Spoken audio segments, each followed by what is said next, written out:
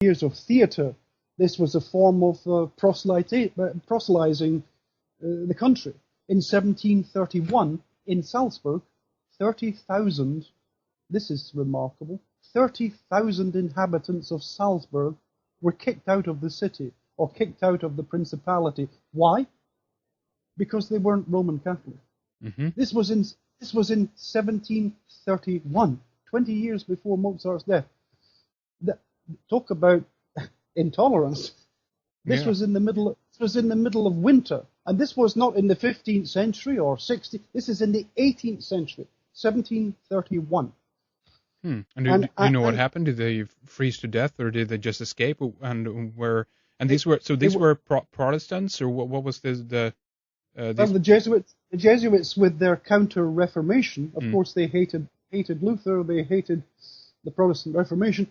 The Jesuits were determined to fight a Counter-Reformation, to re-evangelize in the name of the Catholic Church, and they finally arrived in Salzburg in 1731, 20 years before Mozart, or 25 years before Mozart's birth. And they were amazed to find that huge numbers of the population were not signing up to their program. And this enraged the Prince Archbishop of Salzburg, so he gave them 8 days to leave the city. You can check it out for yourself. It's well-known fact of German Austrian history. And they went to different countries, and they were traveling for several years and finally found different places to stay. So just clarify for us again and our listeners here. Mozart, does he have a connection then with the Jesuits, or is this a Protestant revolutionary agenda that is behind the propping up of Mozart? The Jesuit order went underground from 1773 onwards. Right. So therefore, you won't find direct reference of the Jesuits helping Mozart. You will not find that after 1773. But you will find his association with the fraternities. And that's why he becomes a Freemason. That's why he has many friends who are Illuminati. If you were to check his patrons and his friends, it's amazing how many of them are involved in Illuminatist activity. The fraternity. The difference, really, to put an ethical point on it, is this: that Christianity is an open religion. It was not done in a corner. It was not hidden. It was public. It was outright. It was straightforward. But the fraternities made everything a secret religion, a mystical religion, revealed only in degrees. You see, the attraction of this. Plus, of course, there was the attraction of the new knowledge of the Renaissance. The Renaissance brought, literally, the Renaissance was the rebirth of pagan philosophy. Also mathematics, of course, but pagan philosophy was very tempting, and many people, even non-Catholics, were seduced into believing that being a member of the Rosicrucians or a member of the Freemasons was not such a bad thing. It was enlightening people, and it was helping. They didn't realize, of course, that this was just a vessel, a way in which the population could be eventually manipulated and brought back under control, so that the reforms of Joseph II in Austria on his death were reversed within 4 or 5 years of his death. All the reforms, all the religious toleration was finished. The great reforming emperor Joseph II, he spent his entire life trying to reform what was really unreformable. Very interesting. And how about the music then in that regard? Do you enjoy the music still to listen to it, or you do? Absolutely. So I would go. I still say that some of this music is some of the greatest of all. But the cost is tremendous. It's the suppression of wonderful works, wonderful musical work. Have you heard of a composer named Cartellieri? No. Well, Cartellieri is a great composer who helped in the creation of Mozart's career and also even early Beethoven. Cartellieri died very young, but some of his music is absolutely wonderful and suppressed. suppressed. Mm. Only recently have a few recordings been made of Cartellieri's music, Van Hal's music.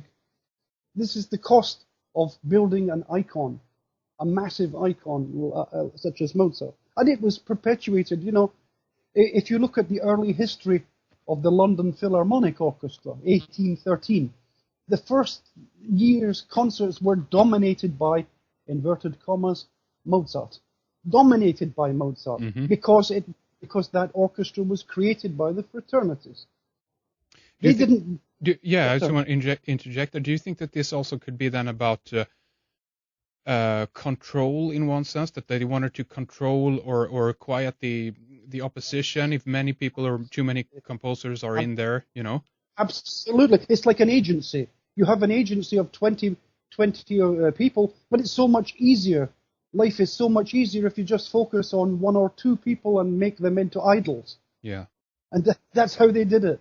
Mozart just happened to be the selected candidate for that job. Everyone else would be forgotten, but they wouldn't forget the great icon that is Wolfgang Amadeus Mozart.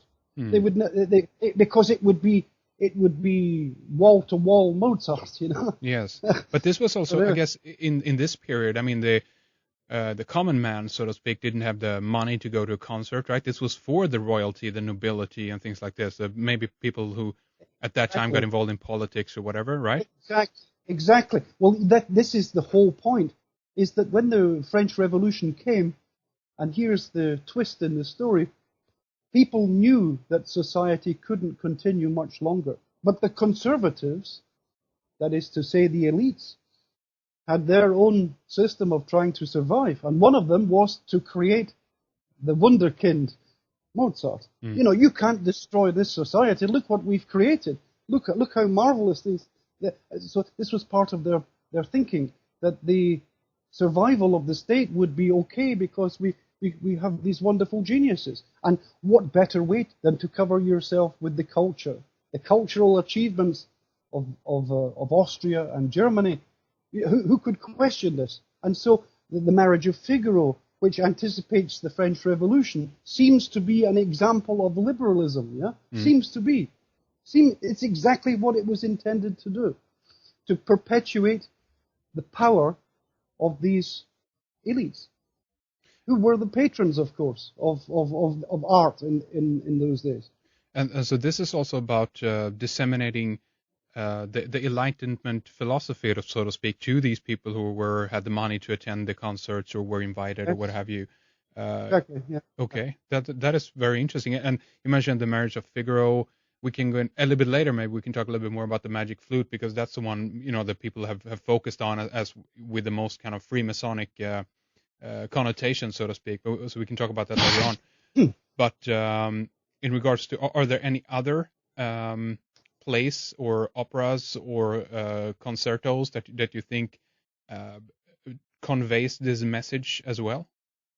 Of Freemason, or of symbolism you're speaking about? Well, of Enlightenment, maybe the philosophy of the Revolutionary era, something like that.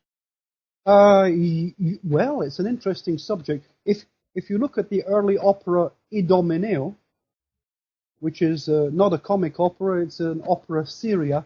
It was written in Munich before Mozart came to Vienna, an early opera of Mozart, Idomeneo. The characters in this opera, if you analyze them closely enough, they're all representing real people, of which Mozart is only one. So there is a how would you say, a subliminal element to the Mozart operas. Another point is that the Mozart operas, as we know them, were constructed mostly after his lifetime. None of them were published in his lifetime. The orchestral score, I mean. This many years after his death before they were published. And if we can speak about the Marriage of Figaro at some point, it's a very fascinating subject. Absolutely. Let's get into that in the next segment. Sorry to cut you off. Please continue. I was going to say that the score of the Marriage of Figaro, the one which was premiered in Vienna on the 1st of May, 1786, special day this for the Illuminati, by the way. The 1st of May, 1786 was the premiere of Le Nozze di Figaro. What they don't tell you in the biographies is the hissing and booing that came from the audience. It was so poorly written. And if you go back and to the National Library of Austria in Vienna and look at the score itself, something that Mozartians don't really somehow seem to do. We got the first images of these and we published them last year, and it's riddled with mistakes. This music is manipulated. It was much later that it was revived and reorchestrated in Prague by Mozart's Apollonian supporters, and finally published years after his death in a form which is very, very different from what was originally performed. So, this is a very interesting subject. And you mentioned was it Museum of Vienna that you found these documents in? Well, before the opera was premiered on the 1st of May, they obviously needed to rehearse it. And this document, the score, the orchestral and choral score, is today in the library in Vienna. And it's surprising, it's very surprising that, can you believe it, that in 200 years of Mozart study, nobody's actually studied it? Really? And these are accessible? You've been there yourself, looked at them? Yes. We made microfiches of the entire document. So they didn't like it. I mean, the museum didn't like it, but we did it and we paid for it. Wow, that's really interesting. And you is this something that you will have published in your upcoming book, Robert? It's already been published in 2008, and we have these photographs, these images, etc. Now. And where can, just before you continue, and where can people find that? Mention the book, or where can we go to look at it? Yeah, how about if you could do a web search for Figaro, L'aria della Contessa. Oh, well, you have to spell that for me later on, and we can put up a link to that on the website. Yes, you can read about the background history to this. But there was a second score made by Mozart himself. And it's this one which is on sale at the moment. You can buy a copy of Mozart's score of The Marriage of Figaro, and you think, wow, that's incredible. Look at that, it's wonderful. But that's not the score that was used in 1786.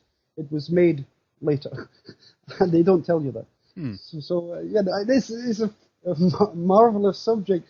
Believe me, there is a parallel universe. One of them is the transcendental myth of Mozart, and the other one, unfortunately, is the one of history. So, well, there you go. Well, we know we've talked so much on this program about the discrepancies and all the falsification, basically, of history for the winners and those from the ruling elite side, in order to steer current events into the direction where they want to have them steer to, in order to control us, obviously, much better.